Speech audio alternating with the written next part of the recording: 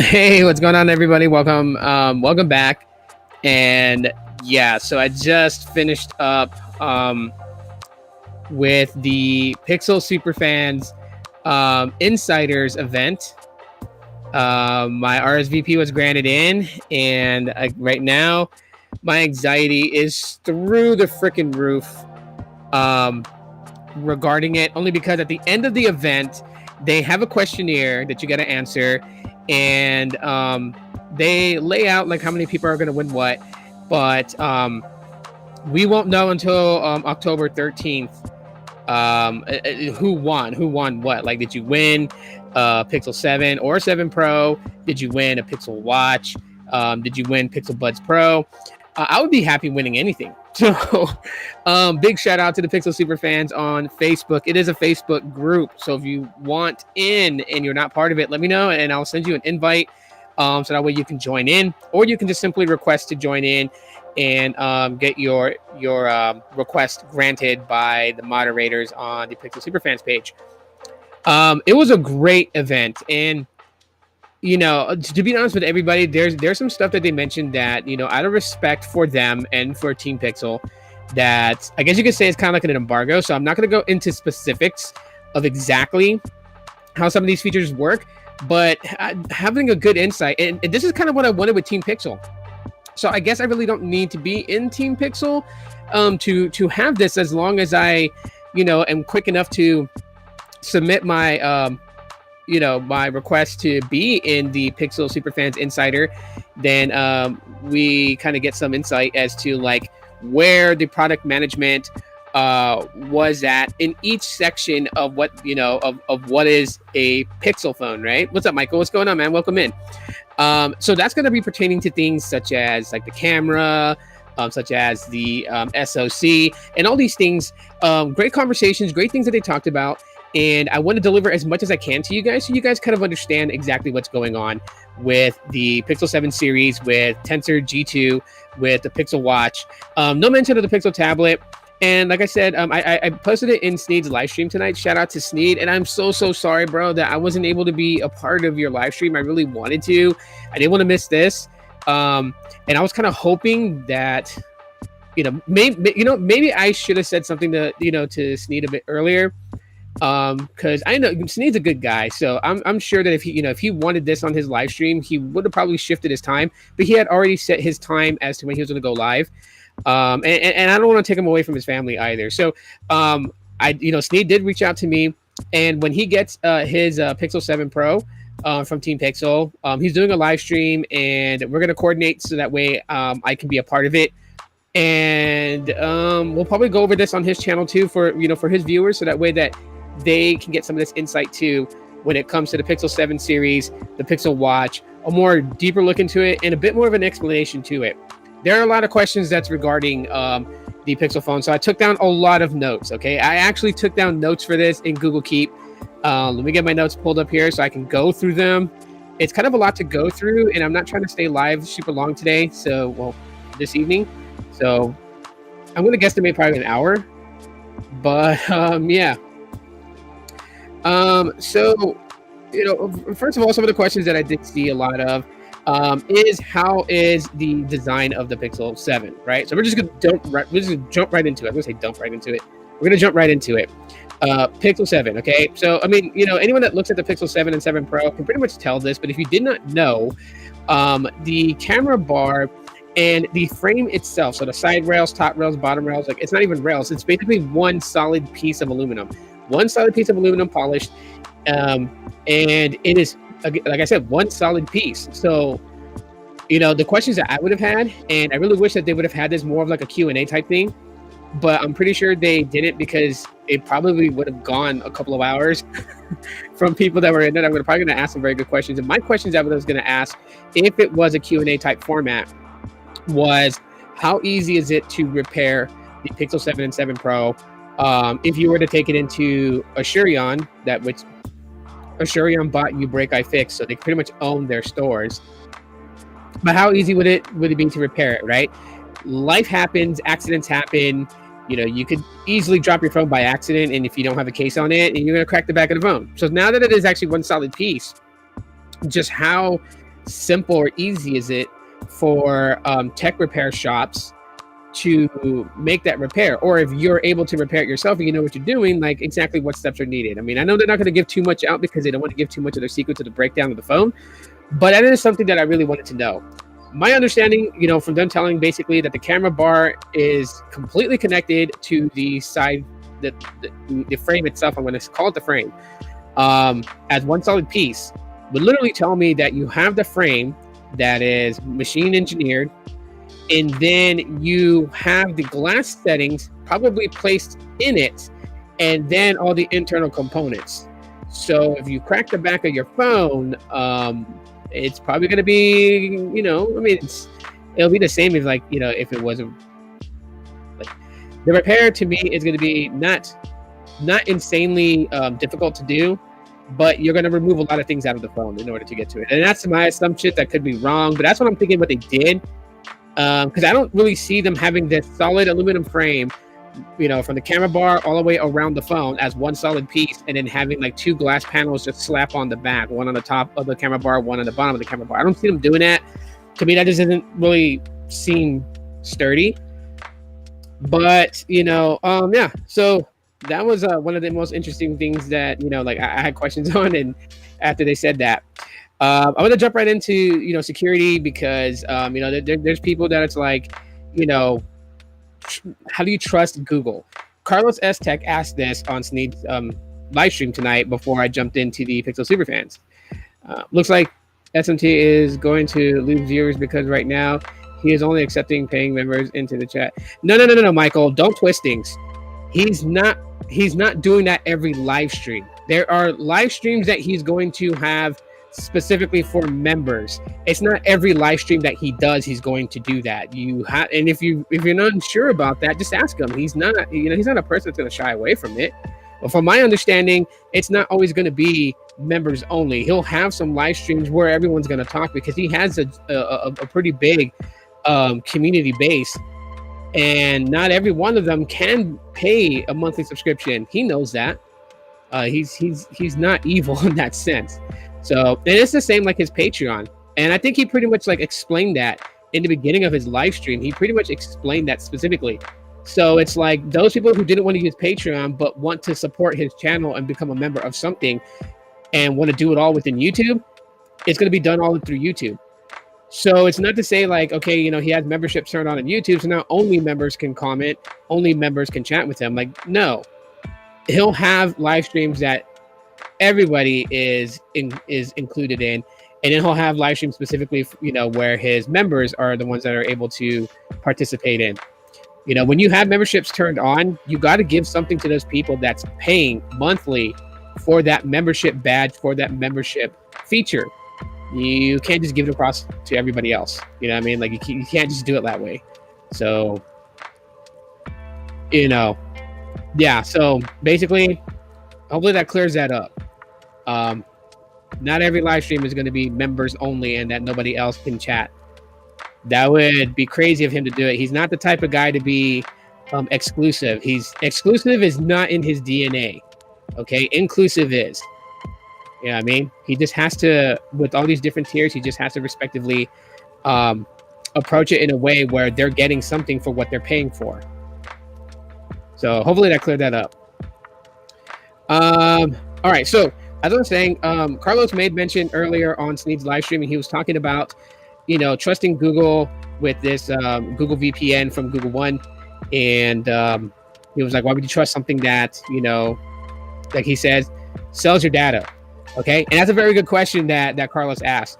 Now, not deep diving into too much, particulars to give out a lot of what Google's doing. But let me just put it in this perspective on how they're doing this Google VPN. Okay. So with any VPN company that is basically, what's the best way of putting it? Cradling the connection, right? Your internet connection. Basically, those VPN services are still able to see your traffic of what you're searching online and to trace it back to you. And what Google assures everybody that's watching, because it was something that was kind of brought up, Google basically is stating that with the VPN that you get from Google One, and it's at no cost to you. So being a Pixel 7 and 7 Pro user, it's no cost to you at all. But it's an authentication of encryption that they cannot see. Not even Google can see it. And they assure everybody of that. So your data traffic going from destination to destination of where you're searching sites or searching things on the internet is completely hidden. That not even Google can see it. And they assure people of that. And for a company that is pretty wealthy to make that type of assurance, if anyone was to catch them in a lie on that, that is grounds for a very serious lawsuit that could make somebody make someone's pockets get fatter. So and Google's about business. They're not going to go and pump that out of there like that. You know, that's just something that is not a risk for them to take, you know, putting them in that situation. So when it comes to the VPN and the security of things, the Pixel 7 and 7 Pro with VPN turned on, all your traffic is protected.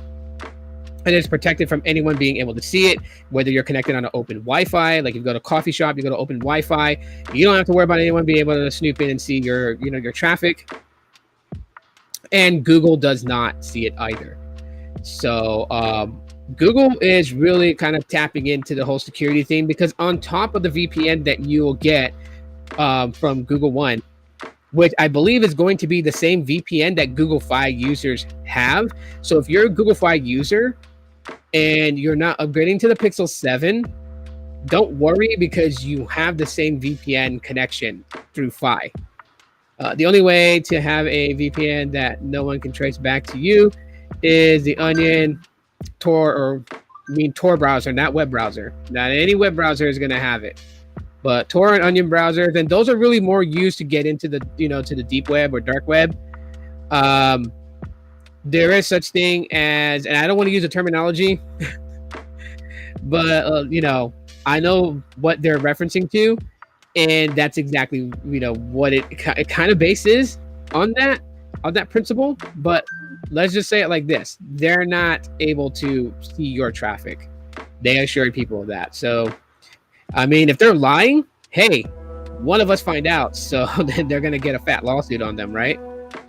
For, you know, misleading the public and other things, you know, data privacy security, which is, you know, taken very seriously, you know, in the US, right?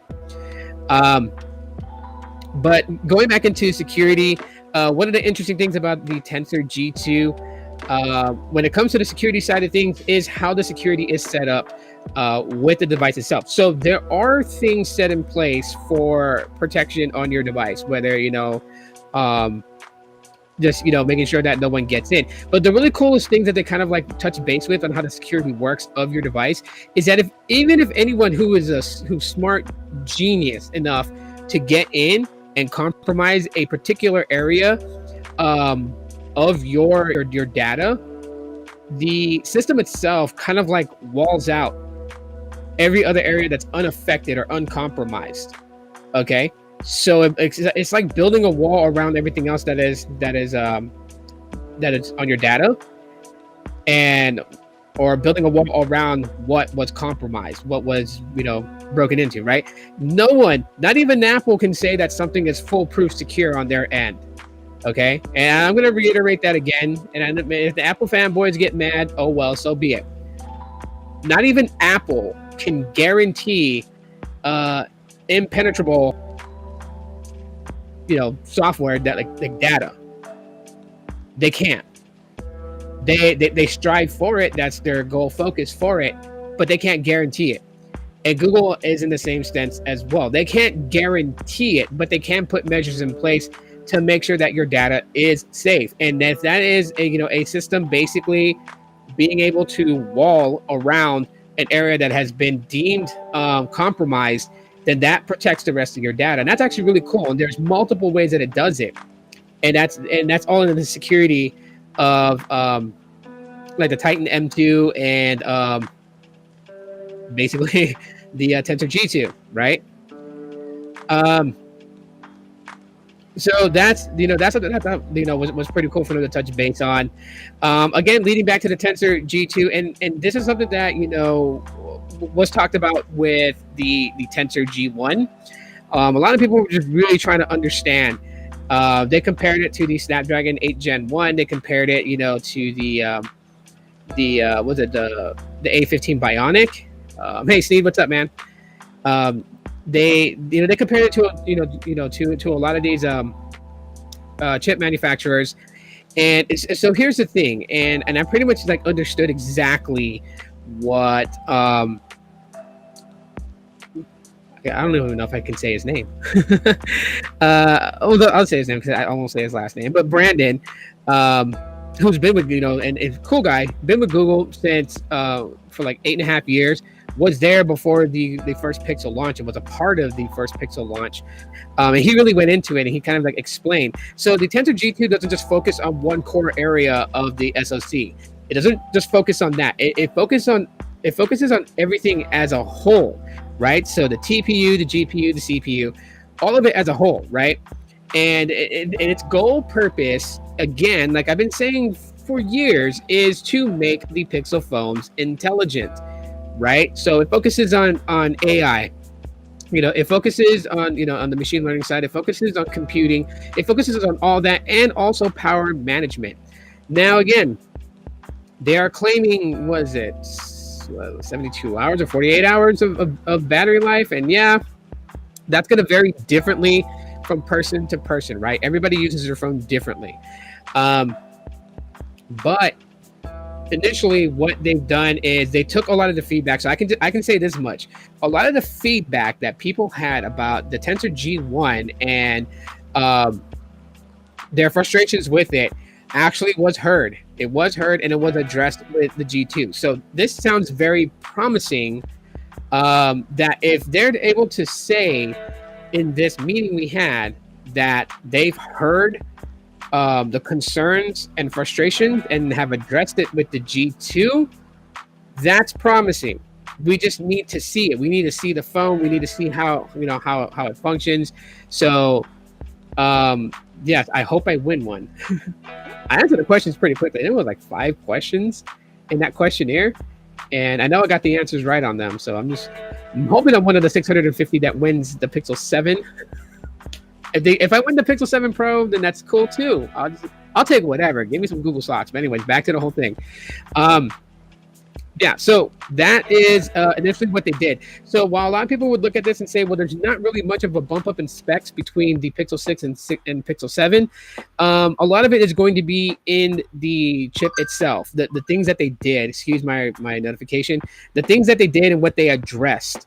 And you know what? Like, I appreciate that they're actually listening to that.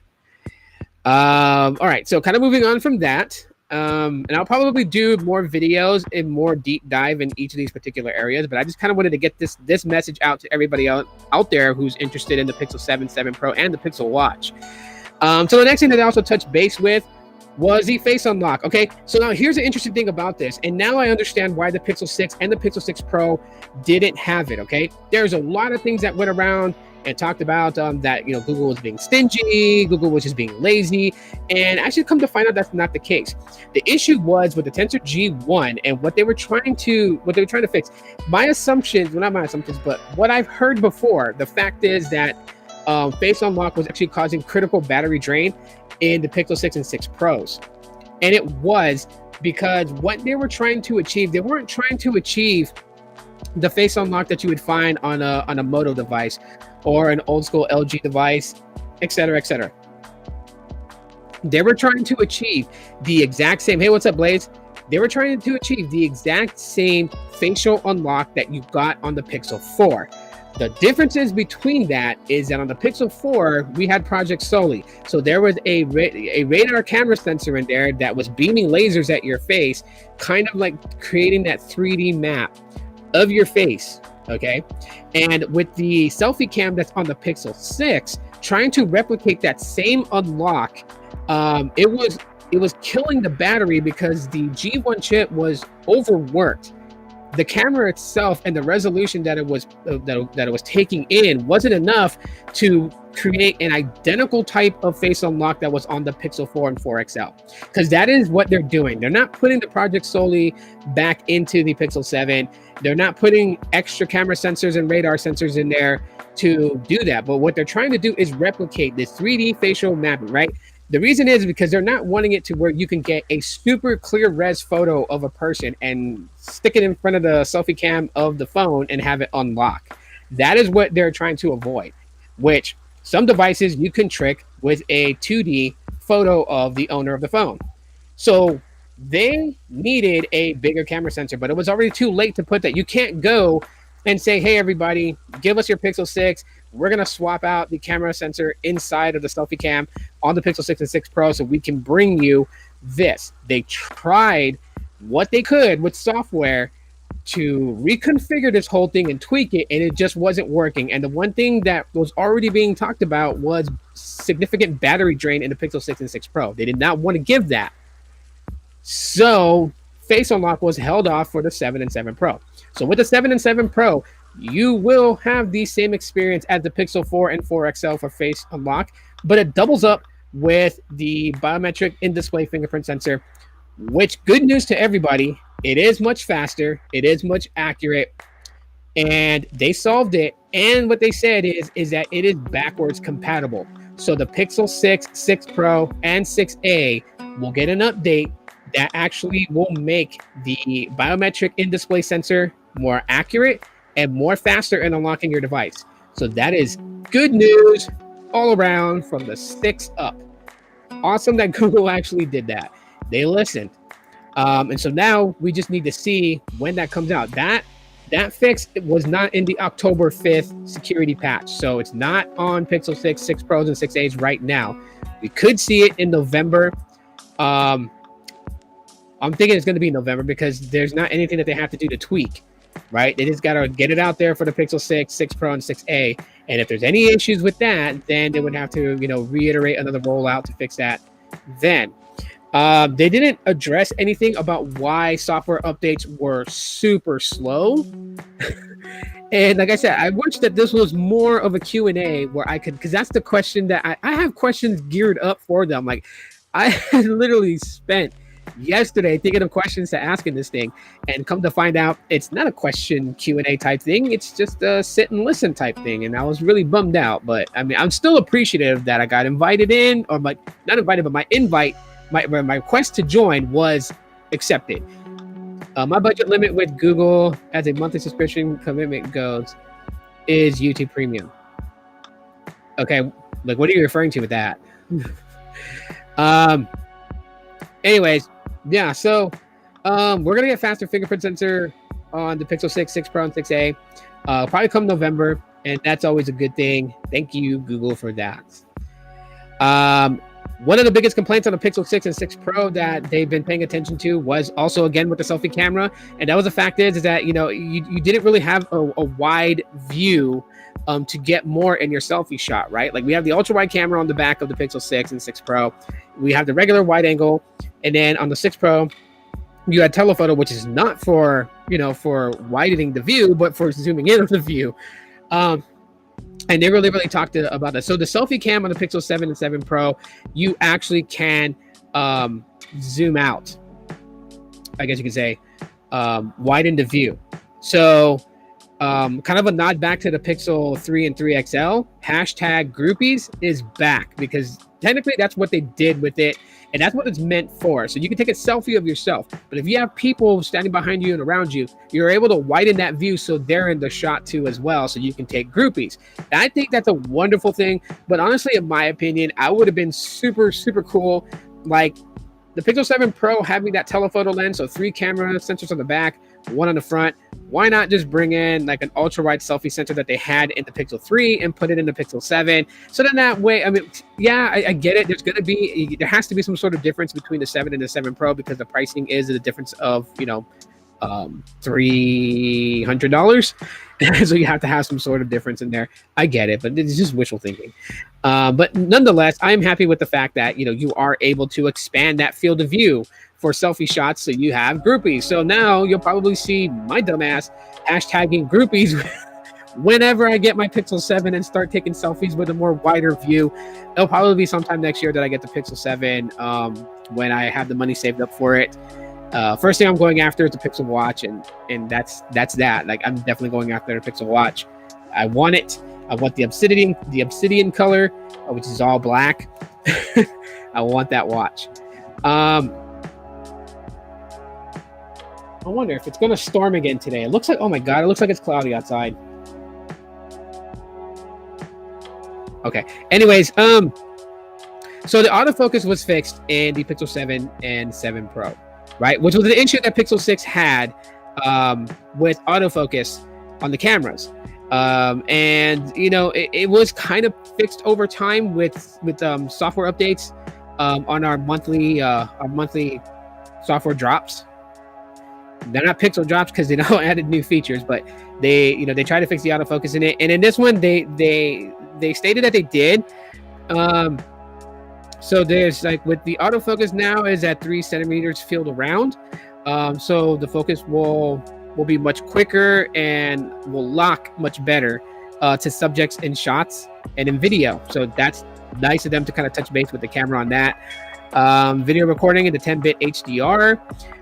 What they're really trying to do is, because with all the different things that they have, right, like the cinematic blur in videos, really trying to, like, get those really high res like videos frame by frame. You know, it's a big play, because that's one of the things that, you know, Google really knows has been a slight weakness to the Pixels is videography. So when you have, you know, when you take video, I mean, for me personally, like, I'm not shooting a Steven Spielberg video. Like, I'm not making the next Star Wars, you know, and signing on as George Lucas. I'm not, you know, doing Back to the Future. I'm not doing any of that stuff, right? I'm just shooting video for my YouTube channel that really, you know, the subject matter that I'm talking about and the subject that I'm showing you guys really should be like the hero of the film. Like my desk, my background, my movement and stuff like that don't really need to be like as if you're sitting in an IMAX theater and watching this, because I am not a movie producer. I'm just a content creator. And so pixels have never been a problem for me making videos. And, you know, there are people who have given praises on how my video came out as far as quality and visuals. And it's always kind of like a little tiptoe to say, hey, I shot this on a Pixel, because, you know, if you tell them, oh yeah, like if you tell them in your video, I recorded this with my Pixel, then you get some catchback. Pixels suck at videos, right? But then that same person who said it in that video where you had tagged that you had shot the video in that Pixel, you'll shoot another video 2 weeks later with the same Pixel phone, and they're like, yo, that was dope, and, you know, your video came out looking great. And it's like, okay, but it was the Pixel 2 XL that recorded this video, the same one you trashed last week, you know? So it is subjective. But I know that Google's really trying to push the boundaries and get video on par with photography, right? They did a lot of enhancements to night sights and astrophotography. Night sight being much more faster when using night sight now. So you can get better shots in low light, and you can take faster photos in low light with night sight. Excuse my 5-star security. Ugh, they just really just bug the hell out of me.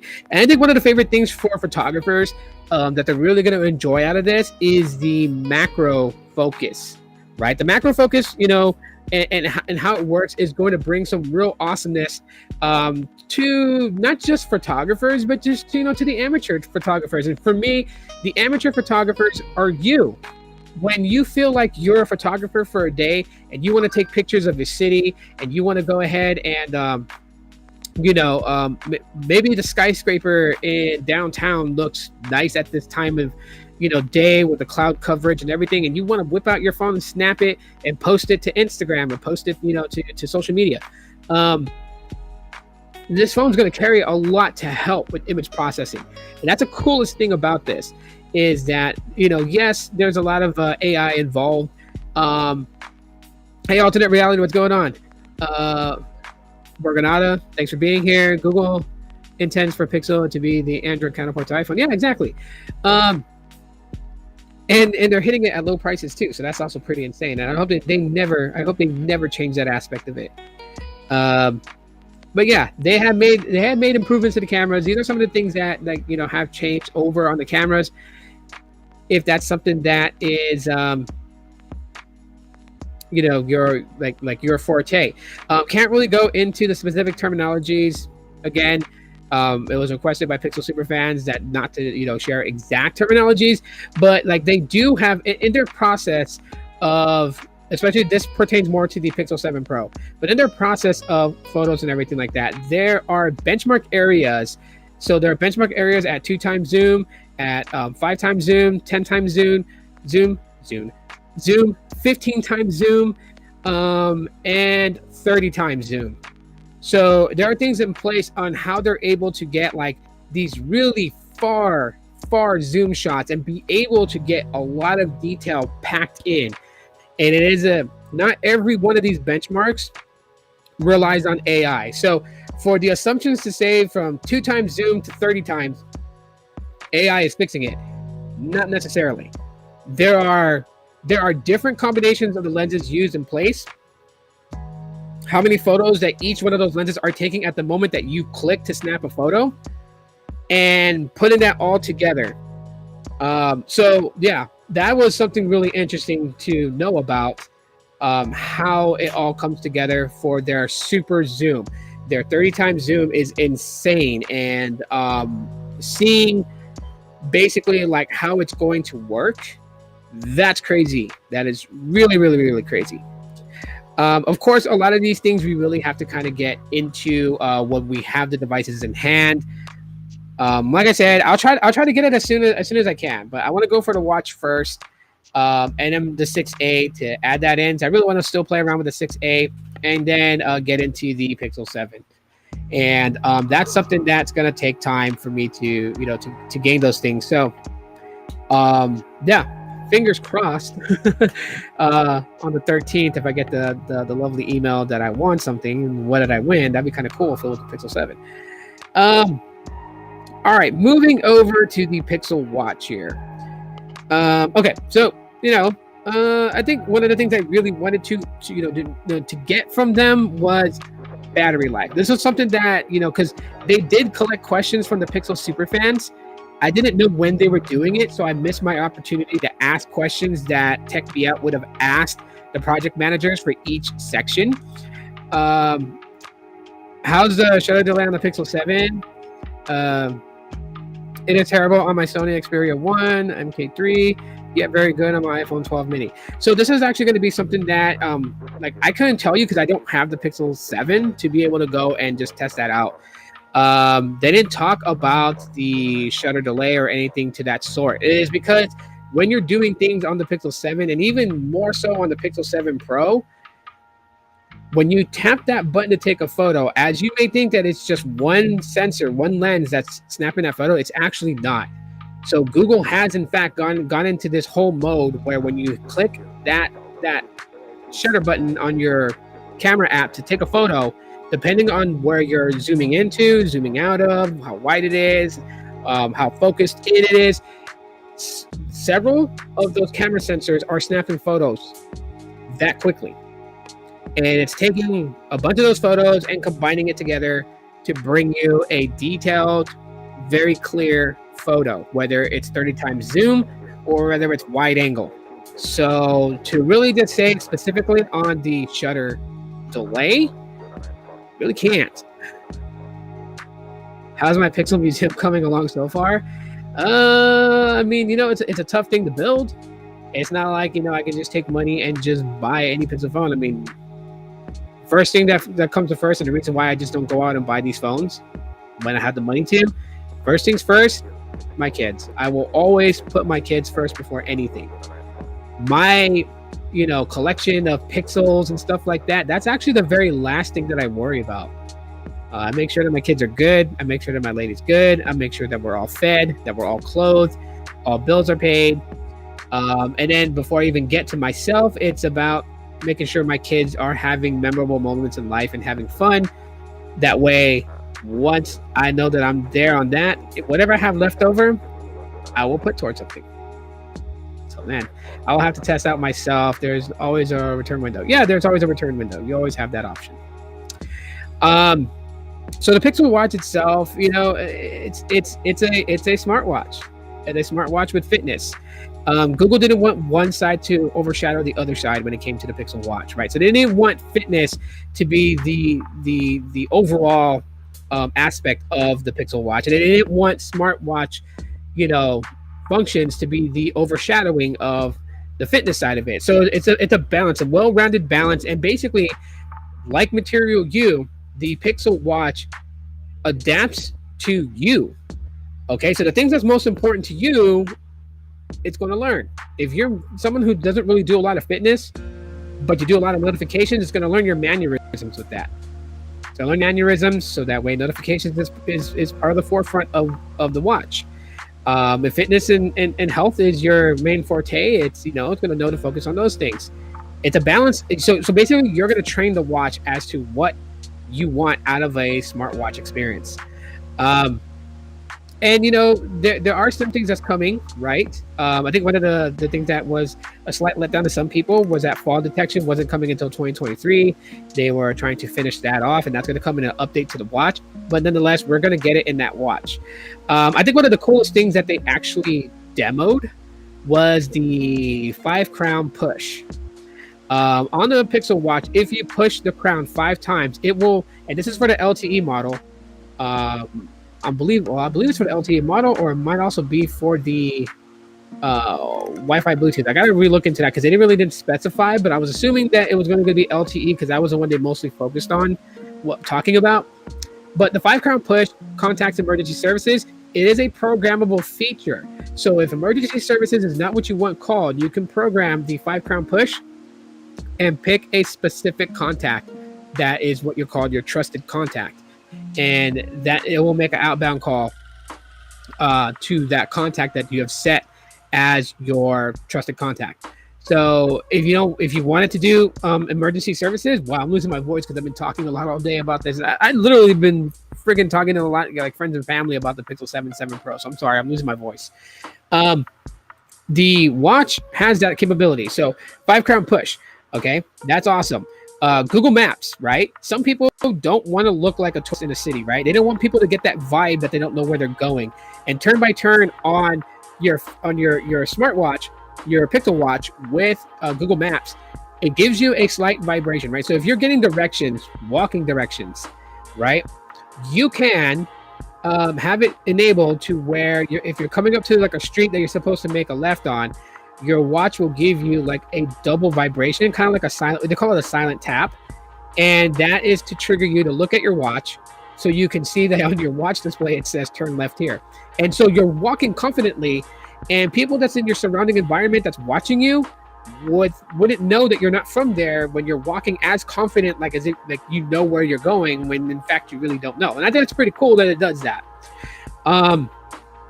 Also, if you're driving, then, you know, if you want like a backup to your phone, because if you have your phone mounted on your dash with Google Maps on, but maybe, you know, your attention's not on your phone. Sometimes, you know, it happens to me. But if it's on your watch and you actually have the maps on your watch, you can pinch to zoom in and see more of your surrounding areas from Google Maps. Then you literally can see when you need to turn. You know, it's having Google Maps on your watch. There is no like complete difference from the app on your Pixel device or your Android device. So that is something that's actually really cool. I really like that. Google has, if you're wondering about customization and watch faces, Google has made a ton of watch faces for this thing. And one of the coolest ones that I like is that you can set Google Photos as your watch face and have it alternate between up to 30 photos. So up to 30 photos you can have stored as your watch face, and it will cycle through them, kind of like how the Pixel phones, if you go into like the wallpaper settings and you choose a specific subject and you click change daily, you could do that on the Pixel Watch with watch faces from your Google Photos.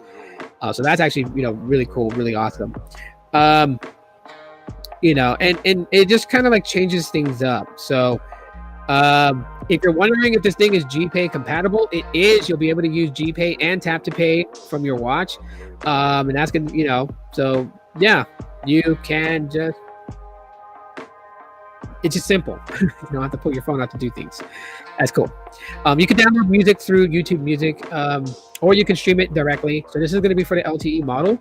I'm also, I believe, on the non-LTE model, you can download music directly, specifically from there, and of course, pairing it with your device, and you're able to cast music over to your watch. But the LTE side is the one that you'll be able to download music or stream it from YouTube Music and pair it with your Pixel Buds Pro. So literally, you can just have a watch. If you're somebody that wants to get rid of a smartphone and just be completely watch dependent, you actually can. And use the Pixel Buds Pro. The funniest thing that they talked about too, which was really crazy, was that they were demoing the Pixel Watch to a room full of like testers for the Pixel Watch and such. And what initially happened with that was the product manager for the Pixel Watch that came in had, I think it was like 30 watches, and had all the watches signed into her Google account to be able for them to kind of play around with it and maneuver through the user interface, which by the way, the interface is very simple, right? Swipe down for what we call quick settings, they call it tiles. Swipe down for tiles, and you have like different tiles turn on and off, these sensors and everything like that. Swipe up for notifications, swipe to the right to go through like your different your different areas, like your fitness, like your heart rate, your blood oxygen, all these things. So they were playing around with it, and all of them were LTE modeled Pixel Watches, and they all had active lines on it. And they were cited to the product manager's Google account, and her mother-in-law called, and when her mother-in-law called, all 30 watches rang. Had to be the most funniest story I heard. And nobody answered the call. But that was like that was probably one of those really weird moments where you're a product manager, you got the watch in hand, you're like, hey, check this out, and then yeah, that's like the weirdest thing ever with it. So yeah, there's a lot more, and you know what, like, I know someone would say like, hey, you know what, why not just tell people, post it somewhere else? Like, out of respect for the Pixel Super fans, they asked that the key things, which I wish I could tell you guys, because that would really clear up a lot of these questions, like the security of Google, security of this, privacy of this, but I can't, like, they accepted my request to go in and watch this event. The least I can do is respect them, because that was the very first thing that popped up on my screen. Luckily, I did not try to live stream that event on here and share it, because I would have been in trouble. Because I did say themselves, it is like an embargo. We were not to discuss specific core things about what they do with the Pixel 7 series and the Pixel Watch and the Pixel tablet. We were not allowed to discuss those things, right? And so I'm gonna honor that and not. But yeah, those are some of the things. If you jumped in a little bit later in this live stream, you want to know about the Tensor G2 and specifically privacy on that and how the Google VPN works. Watch the replay, because I went in on that. And again, the VPN from Google One completely masks. Google does not see. So like how other VPNs are able to kind of see your traffic, since you're using your VPN to mask your traffic, your data traffic. Google has it set in a way where it's like your data traffic is hidden, so others can't see what you're doing, but neither can Google. Google doesn't have it to where they're able to see, and they assured a lot of people that way they understand. And the VPN, if you're a Google Fi user, don't worry about it if you decide not to upgrade to the Pixel 7 or 7 Pro, because that's the VPN that Google Fi users automatically have. You have access to it on Google Fi. Just go into the Google Fi app, scroll down where it has features in the Google Fi app, click on that, and then open it. You'll see that you'll have like block spam calls, and just above it you'll see Google VPN, secure your data traffic, and turn that on and you have it. For the Pixel 7 and 7 Pro users, you'll get it through Google One.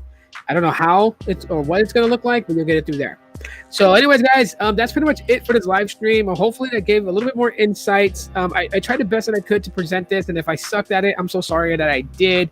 But I just wanted to kind of give you guys a little bit more insight to the Pixel 7 and Pixel Watch without giving away Google's secrets. So I hope I did okay on that. And yeah, more coverage of the Pixel 7, 7 Pro, Pixel Watch coming down the road. When I get the Pixel Watch, definitely, I'm not concerned about doing unboxings because it's going to be like a ton of unboxings. But when I get the watch, I will give you guys my first impressions, my 1 week impressions, my 1 month impressions, 6 months later, and 1 year later. So you can be expecting those. And I got my fingers crossed that on October 13th, I'm announced as one of the winners from this event. And like I said, I'll be happy with anything. I mean, of course, I would love a Pixel 7 or 7 Pro. But if I don't win any of the phones and I win the watch, I would be happy with that. If I didn't win the watch and I won the buds, I would be happy with that. I'd be happy with Google socks or a Google t-shirt. I don't care. You know, just be cool to win something. You know, last couple of years, kind of fighting in for my spot. You know, it'd be nice to just win something, kind of like uplift my spirits a little bit. So anyways, guys, thanks for watching. Y'all be cool, be safe. I will talk to y'all later. I got to give my voice a break. So as always, peace.